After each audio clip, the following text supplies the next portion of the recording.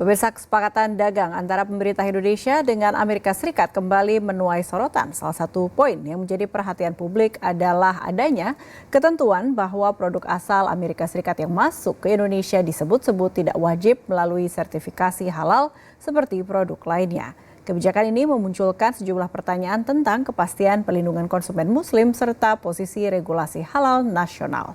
Untuk mengulasnya lebih jauh, telah bersama kami Wakil Sekretaris Jenderal MUI Bidang Fatwa, Aminuddin Yaakob. Assalamualaikum warahmatullahi wabarakatuh, Pak Aminuddin. Waalaikumsalam warahmatullahi wabarakatuh. Langsung saja, sertifikasi halal bagi produk Amerika Serikat tengah menjadi sorotan. Bagaimana duduk soalnya sekarang? Iya, kita mencermati hasil kesepakatan dari Indonesia dan Amerika ya terkait dengan masalah itu.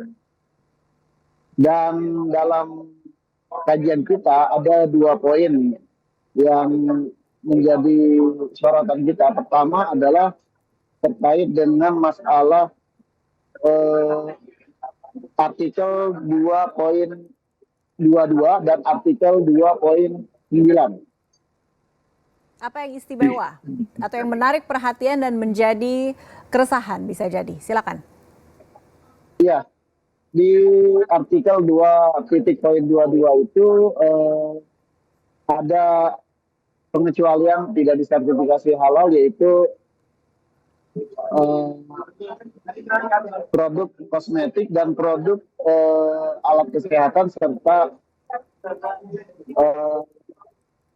manufacturing good. Jadi dalam Undang-Undang 33 2019 itu sudah ditegaskan bahwa yang dimaksud dengan produk yang wajib sertifikasi halal itu adalah makanan, minuman, obat, kosmetik, barang gunaan, produk biologi, produk kimia. Nah, jadi kosmetik itu termasuk yang wajib disertifikasi halal begitu. Begitu juga dengan alat kesehatan, itu termasuk juga di dalam barang gunaan yang wajib disertifikasi halal berdasarkan ketentuan undang-undang maupun peraturan pemerintah di PP nomor 42 tahun 2024. Baik. Per catatan redaksi kami, ini ada statement terkini dari Sekretaris Kabinet Teddy Indra Wijaya. Ini mengatakan bahwa dari Amerika Serikat sebenarnya sertifikasi halal ini dikeluarkan juga oleh lembaga seperti misalnya Halal Transaction of Omaha atau Islamic Food and Nutrition Council of America. Apakah ini setara juga dengan bagaimana kita melihat kebijakan halal di Indonesia? Iya, kalau lembaga-lembaga halal luar negeri seperti IFANCA, APO, ISW, ISWA, itu memang adalah lembaga-lembaga halal luar negeri yang sudah MRA dengan Indonesia, dengan BPJPH. Dan itu diakui sertifikat halal mereka, begitu. Bahkan lembaga halal luar negeri seperti IFANCA itu sudah lama bekerja sama dengan MUI jauh sebelum adanya Undang-Undang Nomor 33 Tahun 2014 tentang jaminan produk halal. Jadi kalau untuk makanan dan minuman yang memang sudah disertifikasi halal dan bisa masuk, ya itu tidak ada masalah. Karena memang lembaga-lembaga sertifikat halal luar negeri itu juga sudah MRA. Hanya memang ada peraturan Perkaban nomor 30 tahun 2024, peraturan Kepala Badan BPJPH, yang produk yang sudah disertifikasi oleh LHLN itu harus diregistrasi ulang. Ya berarti nanti Perkaban itu kalau mengikuti pada ART ini itu harus dilakukan revisi, begitu. Dengan masa transisi ini dari sisi fatwa dan perlindungan umat khususnya dari POV-nya MUI, apakah ada risiko bagi konsumen muslim jika produk impor tidak melalui mekanisme sertifikasi halal nasional? Ya, kalau pada produk makanan dan minuman yang di dalam ART tersebut sudah di-state memang disertifikasi halal, itu tidak ada problem. Ya, termasuk yang sudah disertifikasi halal oleh lembaga halal luar negeri yang sudah MRA dengan Indonesia.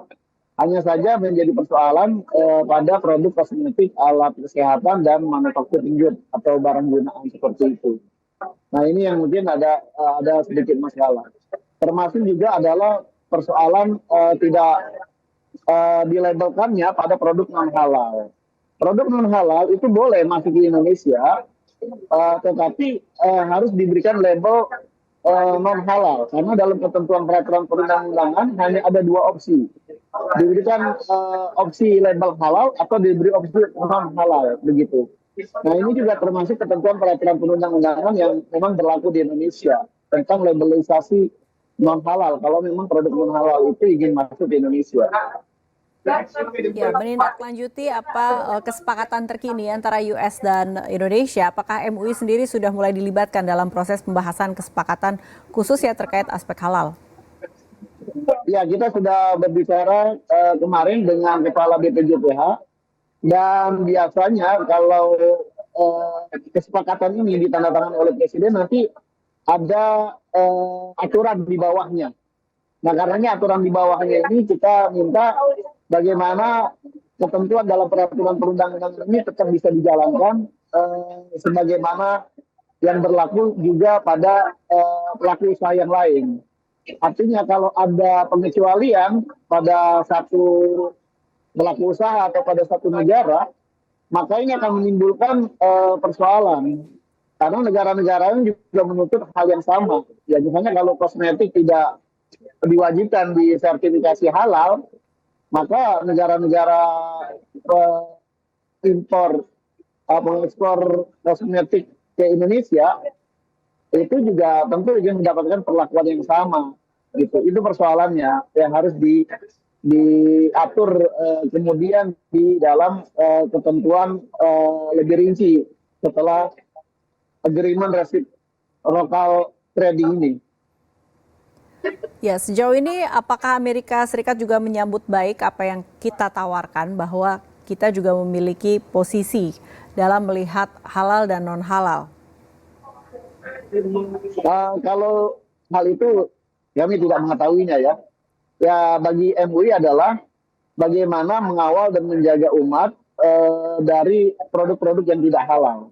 Ya MUI sejak tahun 1989 sudah berjuang melakukan sertifikasi halal yang kemudian diundangkan dalam Undang-Undang 33 2014 dan pemerintah kemudian membentuk BPJPH sebagai leader pelaksana halal, maka MUI secara moral dan juga secara keagamaan itu wajib mendukung pelaksanaan undang-undang yang produk halal ini begitu. Ya, saya mengutip salah satu peneliti yang sedang juga melihat bagaimana progresi kesepakatan ini berjalan. Ini tampaknya ada untuk tarif jagung dan gandum, ini kesannya ada kelonggaran dalam perlakuan halal atau tidak halal. Artinya halal tidak lagi sepenuhnya diperlakukan sebagai norma religius konstitusional khususnya untuk tarif gandum dan juga jagung. Bagaimana Bapak melihatnya? Kalau soal tarif kami tidak masuk di dalam wilayah itu, tapi memang ada ketentuan tentang produk non pertanian. Nah ini juga hal yang menjadi catatan kita dalam kesepakatan ART itu. Ya, jadi memang kita punya catatan-catatan yang kita fokuskan kepada aspek kehalalan produk dalam kesepakatan resiprokal perdagangan Indonesia Amerika ini. Baik, artinya jagung dan gandum masih tetap masuk dalam kategori perlu dilihat apakah ini halal atau tidak halal begitu ya dalam pelabelannya untuk konsumsi masyarakat Muslim. Jadi begini, kalau produk itu produk natural alami tanpa olahan, misalnya jagung tanpa olahan, dia alami, maka dia tidak perlu disertifikasi halal. Tapi kalau misalnya produknya itu sudah diolah dari produk alami, di mana ada proses pengolahan, ada proses penambahan bahan, maka disitulah perlu ada dilakukan sertifikasi halal. Baik, cukup jelas. Terima kasih Pak Aminuddin atas waktunya untuk kami di Jawa Post TV. Sampai jumpa dan selamat berbuka dan menjalankan ibadah tarawih.